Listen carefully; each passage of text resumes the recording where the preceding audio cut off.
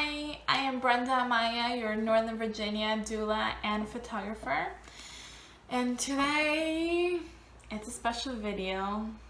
I am hoping that I'm not gonna cry, but I'm warning you.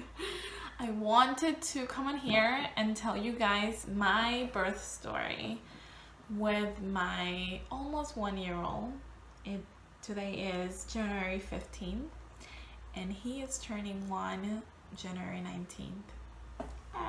He's growing so fast. On January 18th, 2017, I was 39 weeks and 2 days, I believe. I had been dealing with baby being breech for the past few weeks and doing all sorts of intensive things like moxibustion, spinning baby exercises, handstands in the pool, rebozo sifting, you name it, I tried it. Something worked, right? One of those things worked, but I had verified that baby was in optimal position for birth, which gave me such a peace of mind, right?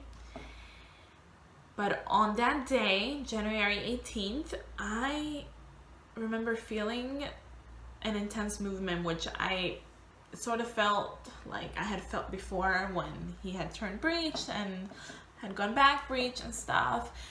So a small part of me was worried. So I called my midwife, who, it's amazing, and I love her so much, Story Jones of Fairfax Home Birth. I called her and I said, hey, I felt a really crazy intense movement. I really would like to make sure baby's still head down, for birth, because the day is coming anytime soon, right? So she said, no problem, come in.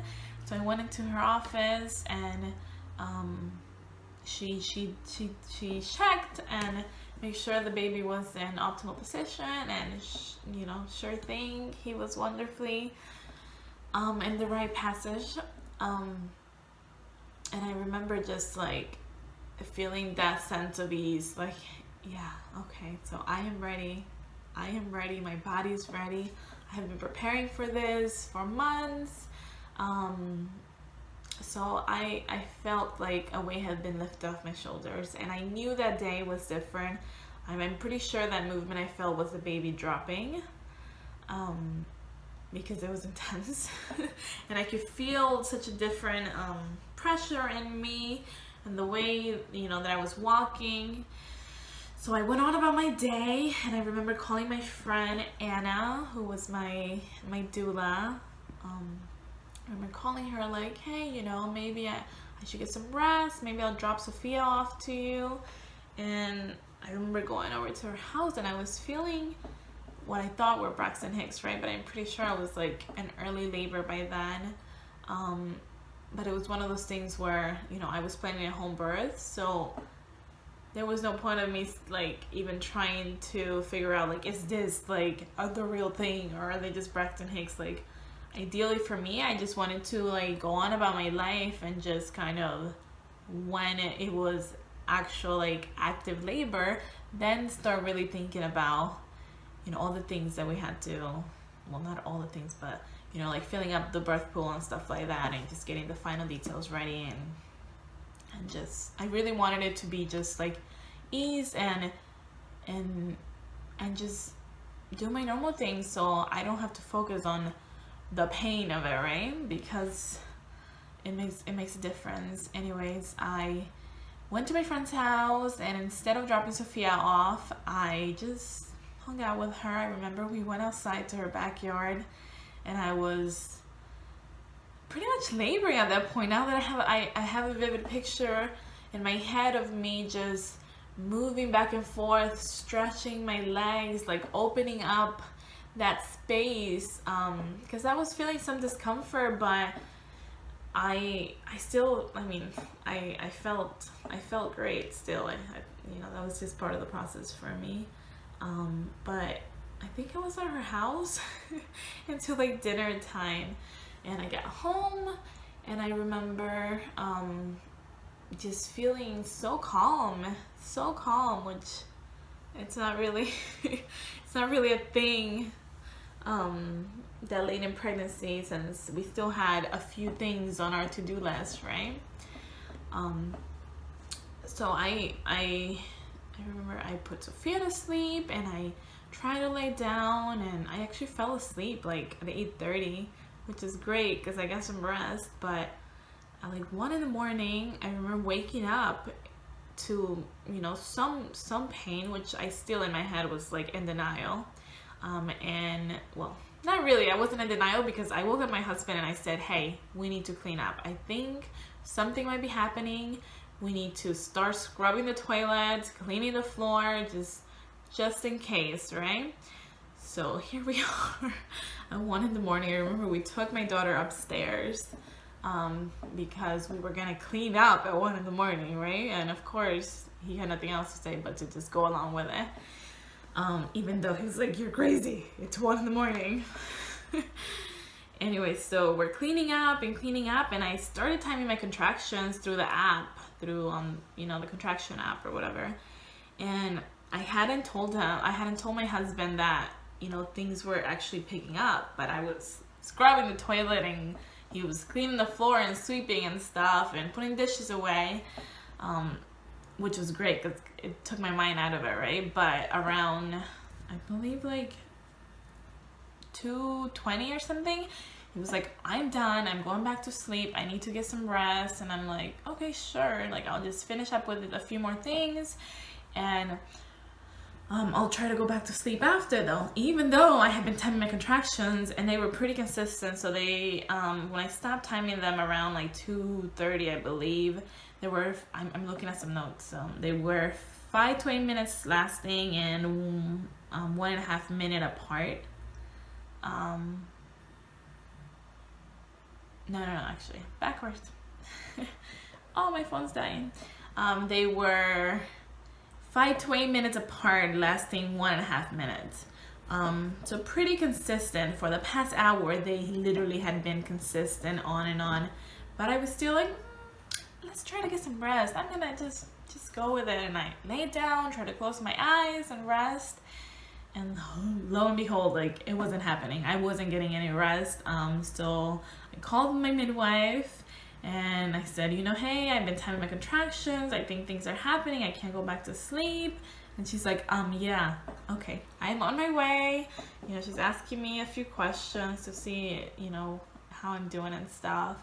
And she's like, well, I'm on my way, you know, tell your husband to start getting the pool ready and stuff, because, you know, things are picking up. I'm like, what? Like, things are actually happening? Like, this doesn't feel as bad. With my first, Sophia, I had a hospital birth, and it was intense. So I was expecting this crazy scenario like I had with my first, right? But it wasn't. And so was my husband, because he was in denial. Even after I told him, hey, I called the midwife, she said she's on her way, and she said, you know, things are happening and we should start getting things ready. He's like, what are you talking about? Like, you're doing fine. Like, you know, he's still in denial and half asleep. Anyways, he got up and started getting the pool ready. And I think this was like around 2:40. And then by like, I don't know, like 4 or like 3 or 4. I'm not even sure at this point. The midwife arrived. And I remember I had been going up and down the stairs, around through the side door, walking outside the front door. And mind you, this is January 18th. No, 19th by then. So it's cold outside, but I'm here wearing a robe at like 3 in the morning, walking outside from my side door to my front door, up the stairs. And I remember pausing for a minute and just like staring at the moon and like asking, you know, the greater power to just like guide me and help me through this, right? But I was still, you know, pretty normal for me. I remember my mom at some point, I grabbed her and I'm like, get over here, like I need to like sway with you and stuff. And so we are, let's see, like around like a few minutes after, I called Anna, my friend, who's my doula pretty much, and I said, hey, you know, things are happening, the midwives are here now, I really would like for you to come and stuff. And she was like, okay, call me when you like really need me and stuff. And I was like, okay, well, I guess I'll call you back in a few minutes, right? And because, you know, things were still consistent, but not as intense as I thought they would be by that point, right? And like within a few minutes, I remember like 15-20 minutes, I called her and I'm like, I need you to come now, like come now. So I'm still walking around. At some point I remember trying to kneel down and lean onto my birthing ball, and that wasn't working. And so walking around and staying active really helped. I don't even think I mentioned, but I was having a home birth. So I'm at home. I had a home birth, right? So I am laboring around and drinking coconut water, and I remember the midwife saying like, okay, we gotta get the pool filled up and get the hot water in there because it'll be any time now. And I stepped onto the pool around, let's see, I'm looking at the midwife notes actually. I probably stepped into the pool around like 5:30. No, 5:40. So at 5:40 I got into the pool, and I remember thinking like, oh, what's happening? Like I had a little moment of like worry, like things are slowing down. The intensity of my waves are not the same of, you know, when I was out.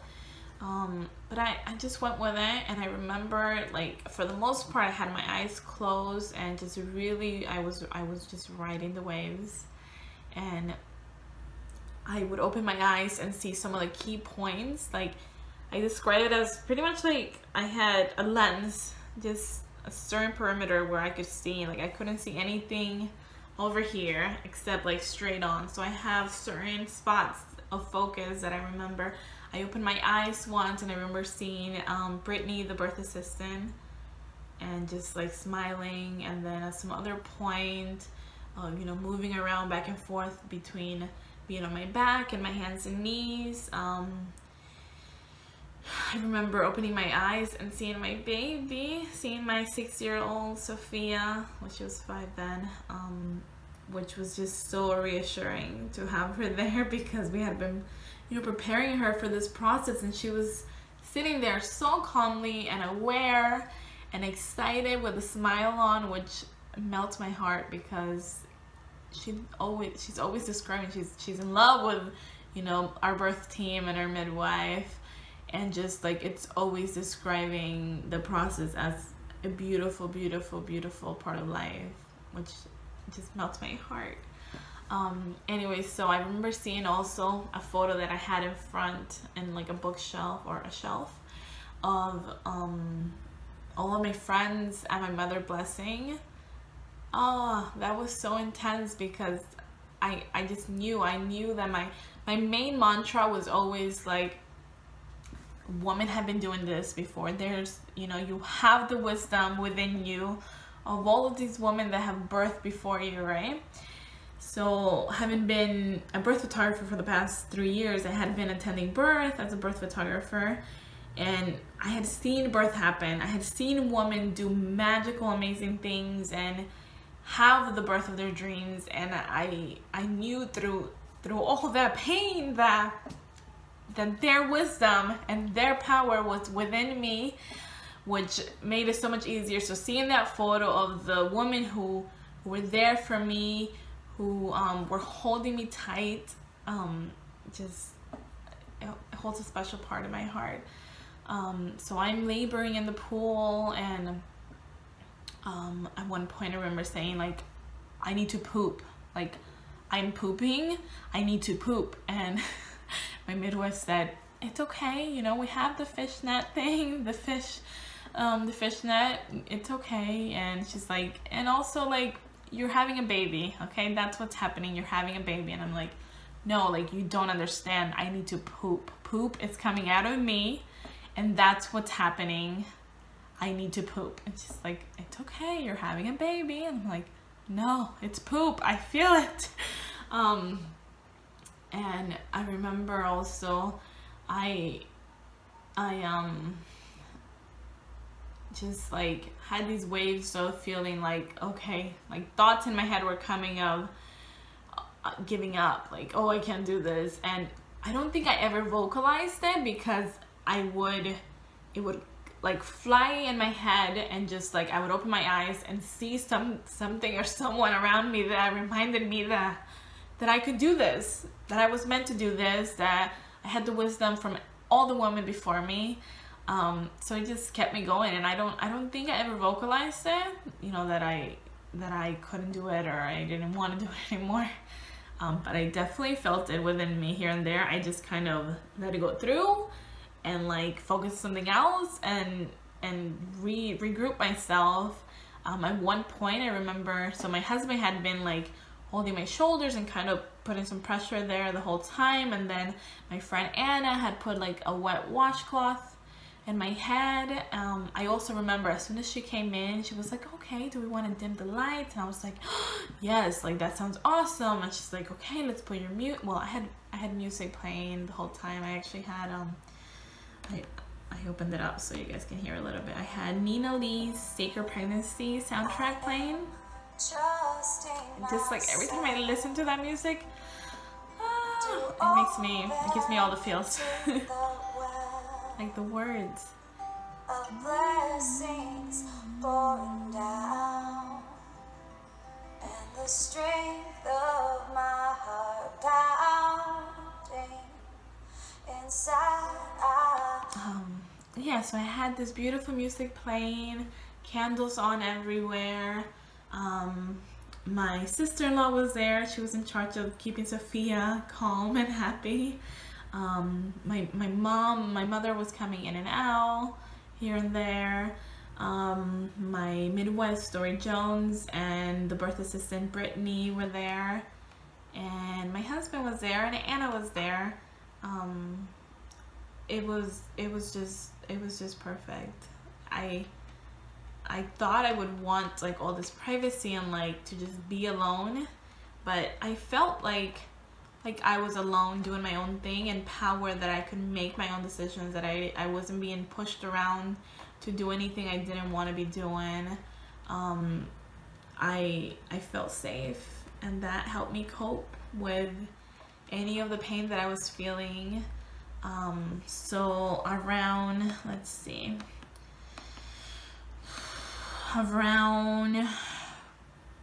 so like at 5:40 I got into the tub. The comments here says at 5:55 I said everything is tearing.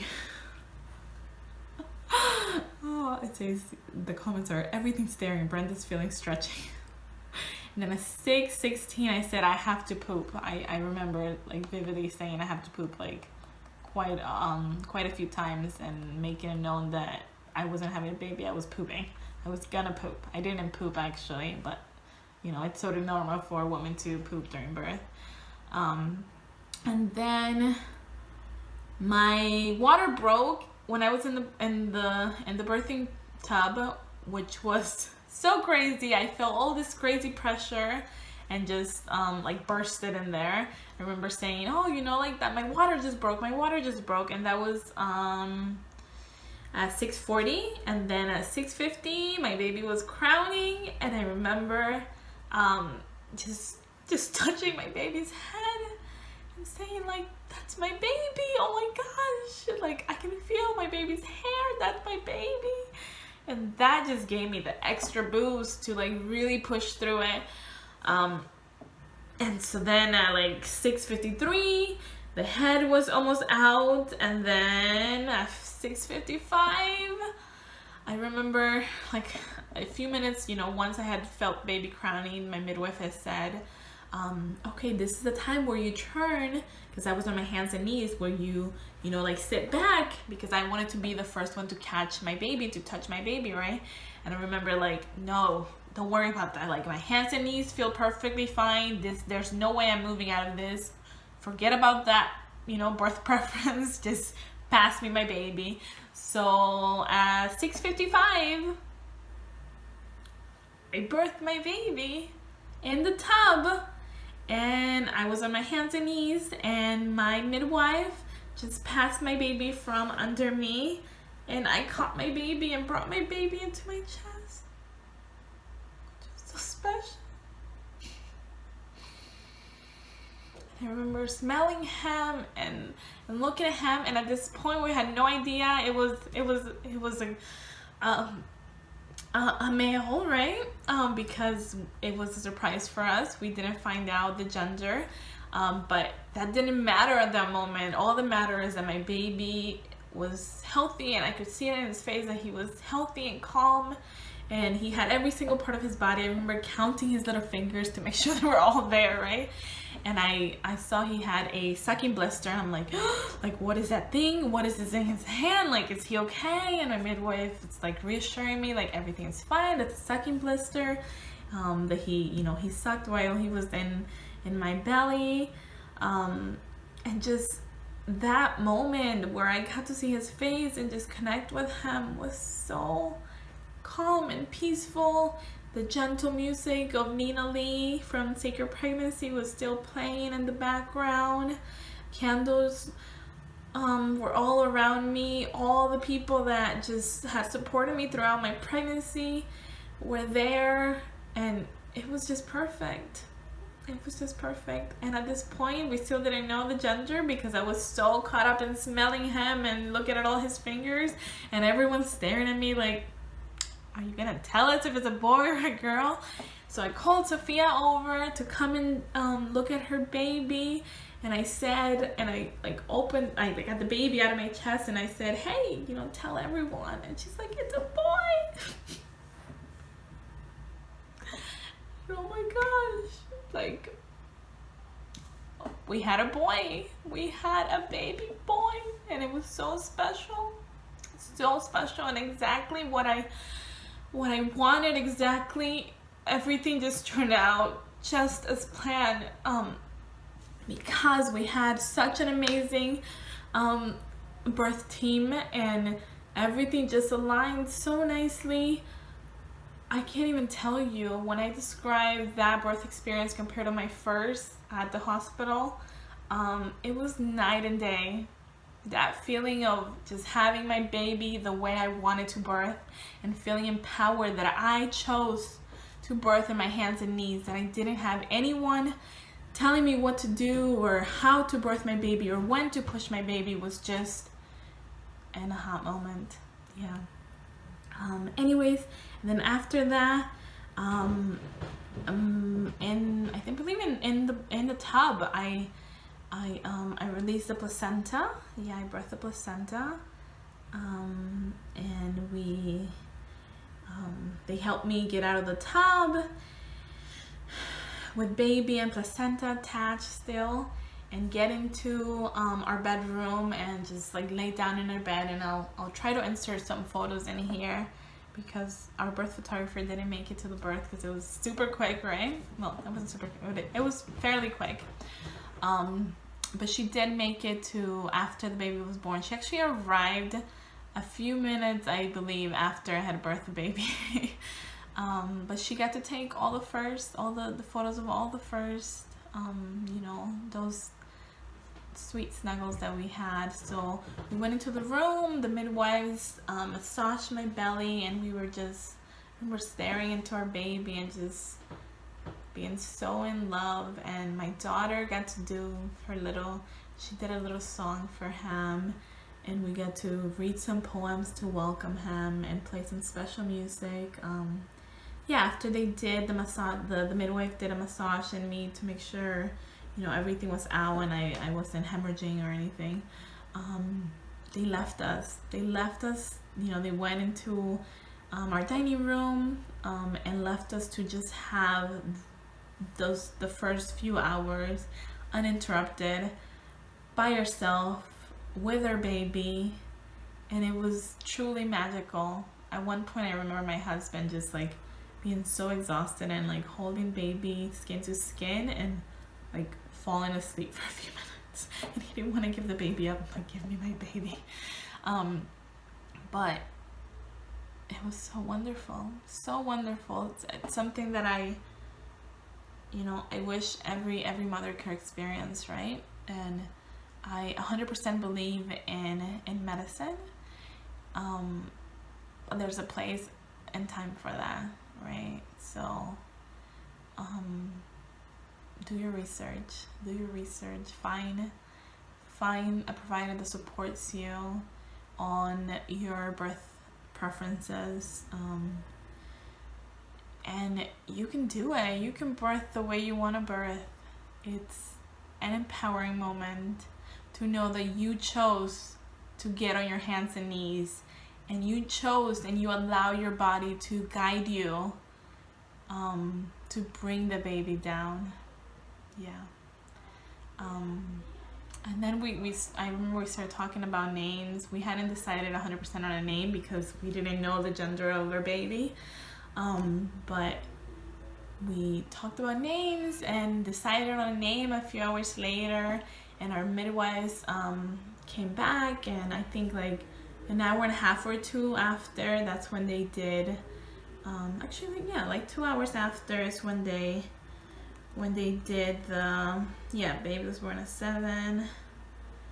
They did the physical newborn, like the newborn exams at like 8:35, and the first feedings. Give me a minute. Hi, because this is Levi. Say hi. Hi. Say hi. This is my home birth baby, my water baby, right? Who's turning 1 in a few days. But yeah, so where was they at? Let's see.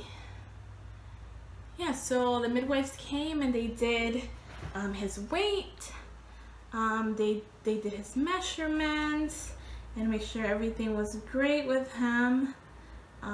He was 9 pounds and like 3 ounces, I believe, which is crazy because my daughter was only 7 pounds 5 ounces, but I had to have stitches, and I didn't tear with him. I didn't have stitches with him because I was able to listen to my body and my intuition and just like push calmly and gently without being coached to push, right?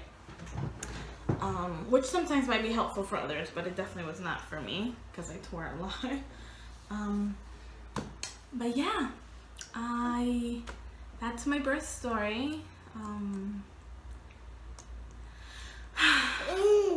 I'm so happy to be sharing it with you because it was definitely a healing process. My birth with my 6-year-old Sophia, I had planned an unmedicated birth, which did not go as planned, right?